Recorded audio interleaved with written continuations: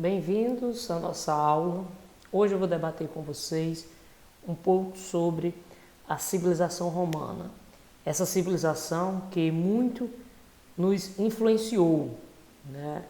Poderia dizer que Roma nos influenciou desde a língua portuguesa, ela é uma língua que deriva do latim, o aspecto religioso, né, que foi a partir de Roma que o cristianismo passou a se expandir mais, né, pois Roma se tornou o centro econômico e político do mundo antigo, né, e quando o cristianismo foi oficializado também como a religião oficial do império, isso aí foi de grande impacto. E também um aspecto que trouxe muito forte para as civilizações ocidentais, né, vai ser o aspecto legalista dos romanos, né, o aspecto das leis. Então, eu aqui vou tentar elencar alguns pontos dessa civilização que muito nos influenciou. Inicialmente, vou trazer então o aspecto de origem, né? Então, a origem da civilização romana, né, ela vai estar localizada, né, na área que corresponde à Península Itálica, certo? A Península Itálica. Essa região possui muitos rios e seu litoral é banhado pelo mar Mediterrâneo, como vocês podem ver aqui no mapa, né? E essa região era habitada até o século 8 a.C. por diferentes povos, e vai ser justamente do intercâmbio cultural, né, que eu poderia dizer assim, desses povos, que vai nascer as características e formação do Império Romano. Aqui, ó, o mapa, né? Você vê aqui o mar Mediterrâneo, certo? Banhado nesse sentido aqui, né? E o mar Adriático, né? A porção oriental da Península Itálica. A região, né? A região era habitada, como eu disse para vocês, por diversos povos, né? De origens diferentes. Então eles migraram para essa região justamente em busca, né, de solos mais férteis, né, porque justamente uma das características desses povos era a criação de animais e a prática da agricultura, né. Desses povos que habitavam a Península Itálica, eu destaco aqui, né, então, como você vê no mapa, gregos, etruscos, italiotas e latinos. Nessa época, né, eles se estabeleceram na península, né, e entre os latinos, que vai ser assim, o principal povo que vai influenciar, né, e dar origem aos romanos, né, eles vão se estabelecer entre esses povos, né, e fundar colônias que vão prosperar, né, e praticar comércio. Posteriormente é que vai ter início a um processo de expansão territorial. Só que isso é algo que vai demorar, não é algo tão rápido. Então a fundação de Roma, né, ela é datada em 753 a.C., na região do Lácio, né, com a unificação das aldeias latinas e sabinas. Alguns estudiosos acreditam que os responsáveis por essa unificação foram o povo etruscos. E o que acontece? Essa unificação ela acontece de forma pacífica, né?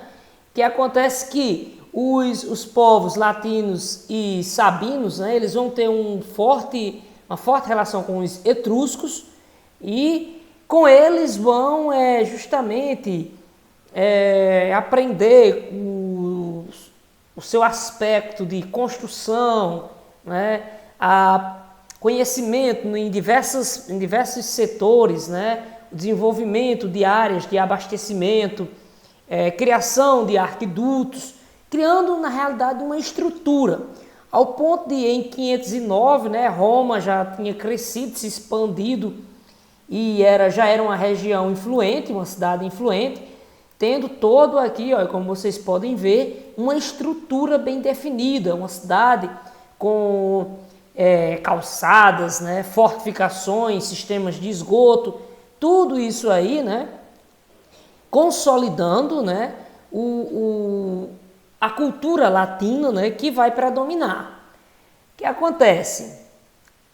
Avançando aqui, né, como eu disse para vocês, no século VIII, os etruscos habitavam a região da Península Itálica, que ficou conhecida como Etrúria. Essa região era rica em jazidas de ferro, cobre, e eles chegaram, né, a fundar cidades que prosperaram. Os romanos mantinham, então, como eu disse já anteriormente, um intenso contato com esse povo, né, um contato cultural, aprendendo com eles, então, várias técnicas no aspecto da agricultura, urbanismo, certo? E dessa relação, né, então, vai criar, então, a base para a cidade de Roma. A presença grega na região também vai contribuir, né, mais precisamente, né, na parte sul da Península Itálica, na região da Sicília. Os gregos também tinham formado colônias na Península Itálica, certo? E essas colônias prosperaram.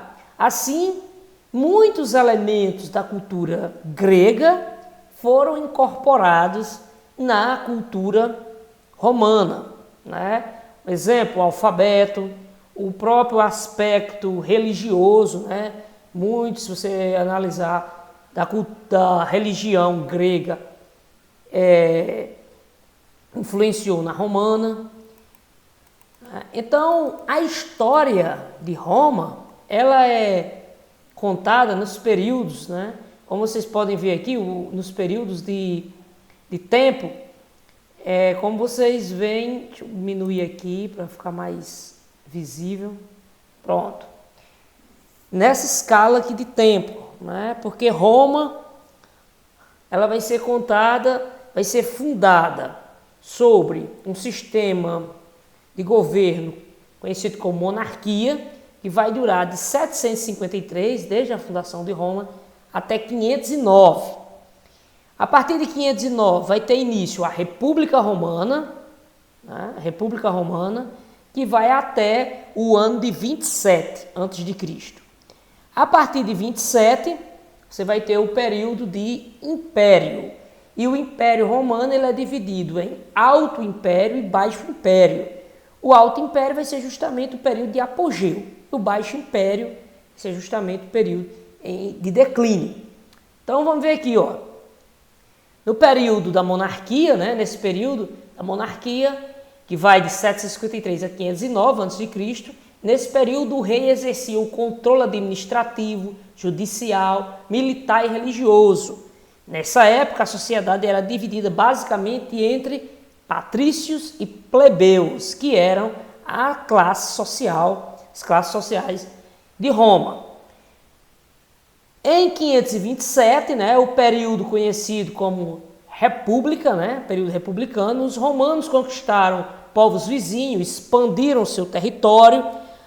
Ao mesmo tempo em que a máquina de guerra romana conquistava tudo em sua volta, aconteceu também problemas internos, como revoltas dos plebeus querendo direitos, né? Isso levou ao fortalecimento de generais, vai se destacar aí generais como Marco Antônio, Júlio César, Pompeu, né?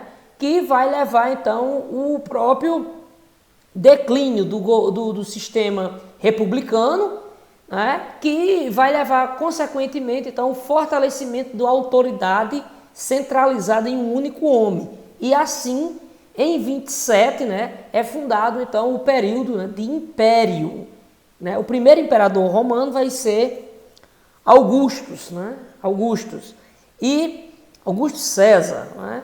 E esse período então vai ser justamente o período em que Roma vai viver o máximo de sua expansão territorial, certo? Ao mesmo tempo, ela adquire uma relativa paz, conhecida como Pax Romana, e a região, economicamente, ela vai se expandir de forma sem precedentes.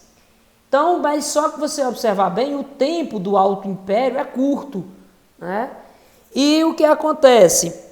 Vai de 27 a.C., né, a 235 depois de Cristo. Ele não dura nem, como eu poderia aqui dizer, nem 300 anos. Né? Eu falo assim porque se você for estudar o Egito, né, então o Egito é uma escala de tempo de 3.000 anos. Né? Então é uma coisa assim, sem comparação, fica desproporcional. Né? Bom, o período que vai de 235 a 476 vai ser justamente o período de declínio do Império, né? E justamente como Roma ela expandiu tanto o seu Império, ela começou a ter dificuldades administrativas. Com o passar do tempo, né? Instabilidade política interna, pressão de povos nas fronteiras do Império Romano, vai levar então ao Império a um período, né, que ficou conhecido como invasões bárbaras, que é consequentemente o período de declínio do Império Romano. E em 476, acontece a queda do Império Romano do Ocidente, né, que justamente vai ser um marco na história. A história utiliza esse ano como um marco, que é o fim da Antiguidade e o início da Idade Média. Ao mesmo tempo, nesse período, né, o cristianismo tinha se difundido, né, na região, e por ter conquistado praticamente ali toda a região do Império Romano, o cristianismo ele passou a se expandir para o mundo inteiro. Só para você ter uma ideia, então, como Roma influenciava o mundo. Certo, pessoal? Essa aqui é uma síntese histórica, né, dentro de uma escala de tempo, para vocês verem a dimensão, né, temporal de existência da civilização romana. Né? Então, de início, então, é bom o aluno frisar bem esse aspecto. As formas de governo que dominaram Roma, né? Foi inicialmente uma monarquia, depois tornou república e posteriormente se tornou império. Beleza, pessoal? Essa foi a nossa aula. Até a próxima.